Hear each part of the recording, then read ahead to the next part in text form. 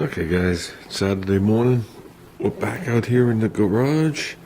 We're going to continue on these gauges and just knock them out. Okay, what have I been doing? Well, you guys have been sleeping. Okay, I already started to uncoil the copper line. I already put the first fitting onto the gauge with a little thread sealant. This is going to come off. Uses the little ferrule, it's a crush fitting to here. Okay, obviously this is the oil pressure gauge. I took out, whoops, I don't even know where I'm pointing. I took out the two lights to light up the two gauges. Obviously the tack has one built into it, which also comes with red and green condoms. I don't know what color the tack is, I forgot. So we'll worry about that after. Basically what we're going to do is we're going to put this in, and these connections are all going to be inside the cup, and it's just going to have a wire coming out, or else it's going to be this nasty crap coming out of the back of the cup. I just want the wires coming out.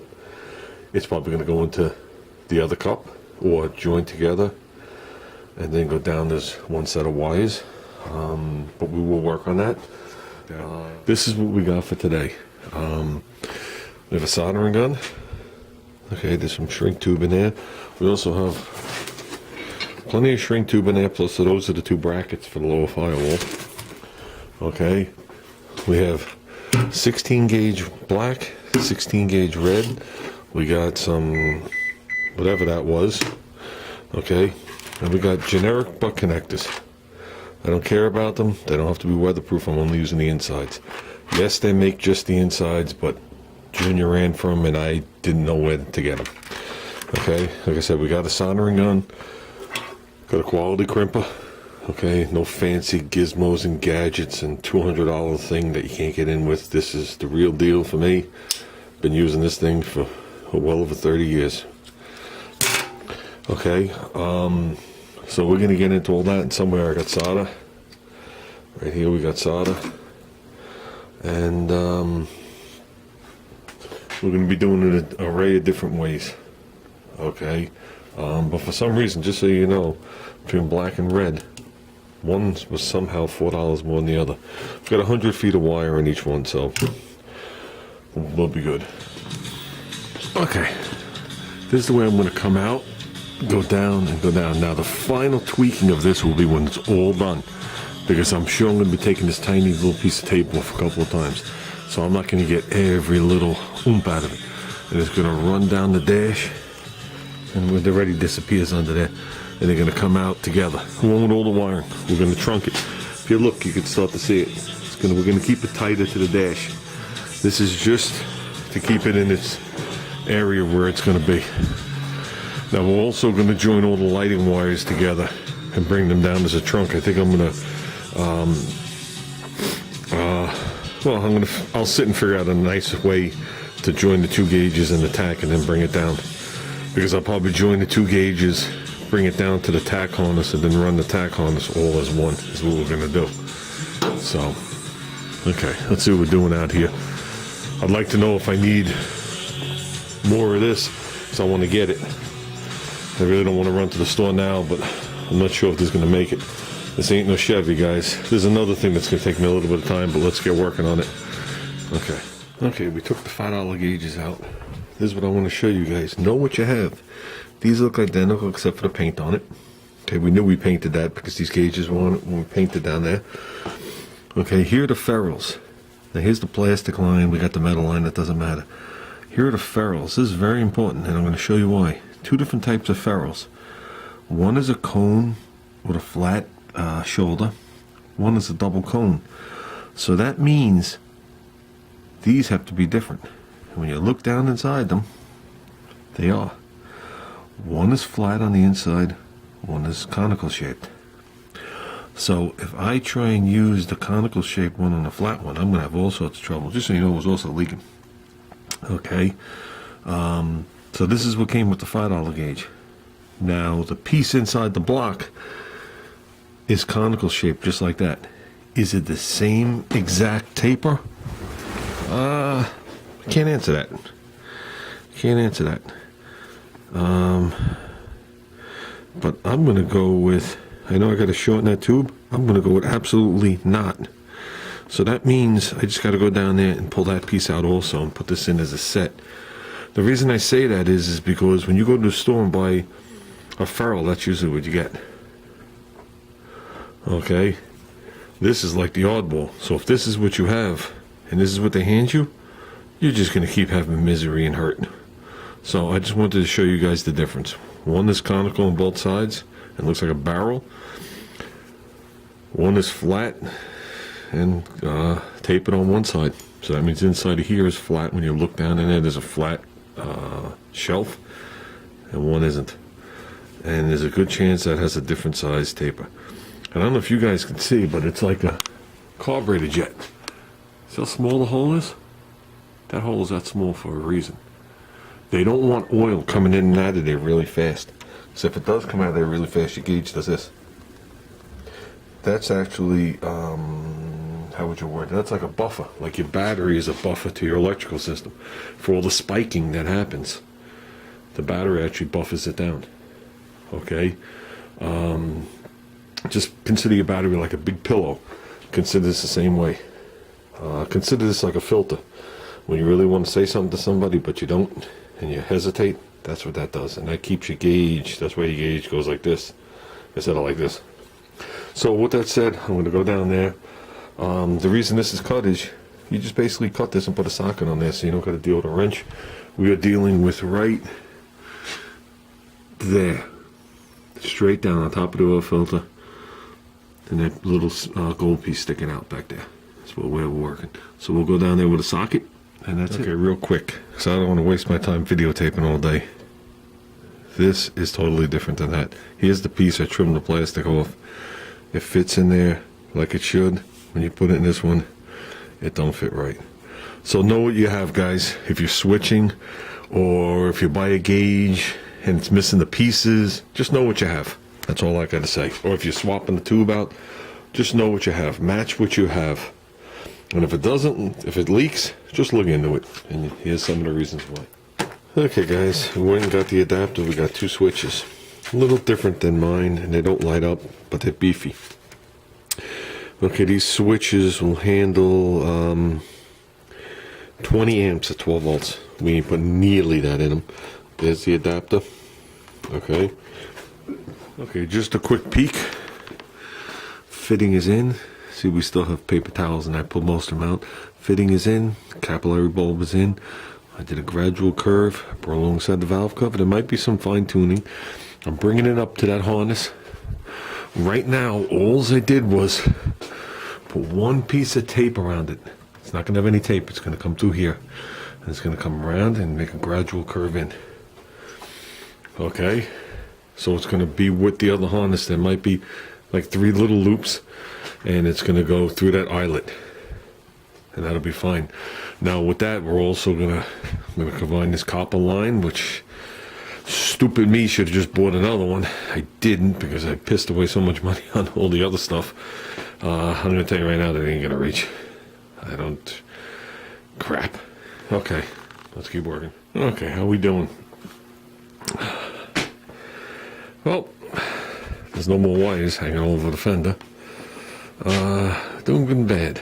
The bad ain't so bad, but it makes me have to stop again and run. This is in. I looped that nice. I brought it around, brought it in, did the loop in. Oil pressure line. I brought it out, looped it with it, brought it to it. I didn't attach them from that point on together, and it ends right here. Which actually isn't that bad. I'm not going to say I'm going to put the coupler there, but for me to go down through here, fish it all through there, and go to that little thing would have been a pain in the balls as it was.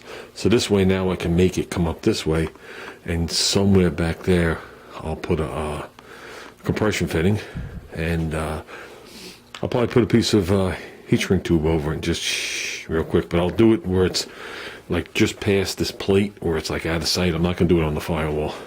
Okay, so then you can just slice with a razor if you did have to separate them. What else is done? Coil wires in, line lock wires in, the main wires are in.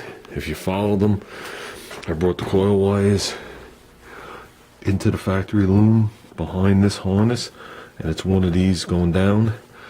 The line lock, I brought it behind here, and it's one of those. Whoops, it's one of these two. Then the main trunk, I brought it around the back, and I looped it in like that. And they could all be fine-tuned a hair bit if you wanted. Here's the MSD wire. Here's the temperature gauge. Here's the oil thing. I did a nice loop coming out because there's loops all around. So instead of just making a tight loop, I made a gradual loop. I could have made it tighter. You don't want to get too frisky with the capillary tube. That I'll tell you. Okay. How's the MSD wire? I don't know. Because after I just readjusted it, I always turn off the light. After I readjusted it, I don't know. So here's our wiring inside right now. Okay. This is the coil. These are the two heavy wires coming in for the MSD. This other one right here is the line lock. Nice and simple. Okay. Okay, guys, you can see the car's moved. I just want to say one thing. You're lucky I'm videotaping. Because my friend Steve said if he finds out I'm videotaping, instead of working on the car, he was going to break my camera. And I told him it was too late. So, underneath here, minus the nitrous solenoid, is pretty much done. I mean, obviously we got to clean. But wiring is done. Came down, went around, did a nice little loop down to there, brought all three of them together. Here's the loop for the temperature gauge. Give myself plenty of room to play with the timing. Okay, I just taped them together there. I brought them all together. You saw before all the loops going in, they're still pretty much the same. I thought about it. I was about to go order another extension for the MSD box instead of actually cutting it and lengthening it like a dumbass. So we'll be inside cutting and lengthening it and making it to what I want. And we'll just put shrink tube over it, call it good. You won't see it anyway. I figure cutting and lengthening it can't add any more resistance or problems. Nice enough. So, but this is what we wound up with. Like I said, I tried to keep it as stock appearing as possible. If there's any whoops or sags, we will correct it. But it's you know, it is what it is. So everything is coming through that grommet. We pretty much got that grommet full at the end when I am done, and I'm not passing nothing through, because I could still see a pinhole of daylight through it. When I am done 100%, I'm not putting any more wires through there. I'll go on the back side and put in some dum-dum around it to seal it up tight so no fumes come in or nothing come in for now. Junior's going to make up a plate. He could easily just bend me a plate and round over the edges, but I think I'm going to have him make me up something and TIG it, so some TIG across it, just to make it look a little nicer. So we are putting the MSD box the correct way. I am going to put it on the floor pan, probably halfway, you know, right in the middle. Okay, not on the tranny hump, right in the middle. So I'm going to lengthen that wire probably now about 2 feet. And the extra wire I could just put up under the dash, because that's where the wires are going to disappear to. They're probably going to go up under the dash or just go over the front edge of the carpet. Okay, guys, I think it's like 5 o'clock. Look at my phone. Holy crap. It's 5:45. I didn't even realize it was that late. So, what have we done? We did out here like you saw. Okay, we came in here. And I know you're not going to be able to see it, but you can see there, the wire goes all the way to the other door, makes a curve and comes back like 3 inches. So we're good. Can you see the repairs on both ends of the wire? Yes. Is the repair twisted just like the original with the same amount of turns? Yes. Is it covered with shrink tube? Yes. So we should be good. I'm not worried about it. So that's going to allow me to mount the MSD box tomorrow. And plug it in, as well as hook up the rest of these wires, and then wire up the lighting, and then make that a universal trunk coming down. That trunk I might actually cover with the corrugated tube, you know, the covering. Possibly. It might look okay, depending on how big it is. I think it'll look better than the bare stuff now. Right now I just have, as you can see, I have them taped together. And they just go up on the dash and they disappear. They all go nice. They all miss every factory wire. So when I pulled them through, I made sure I didn't have to pull them back and forth. I made sure I pulled them.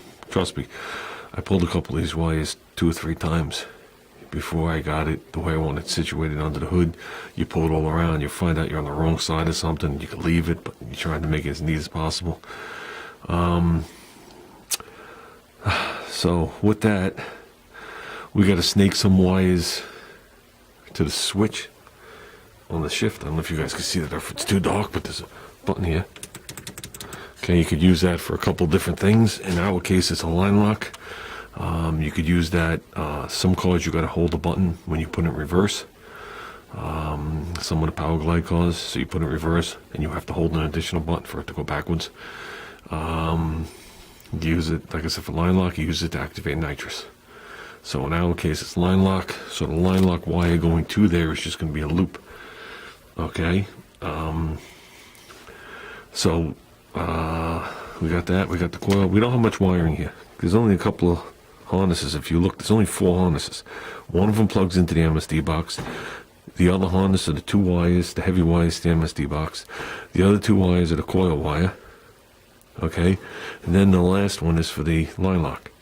Then we need to run 1 wire from the MSD back up here to activate the shift light and the tach.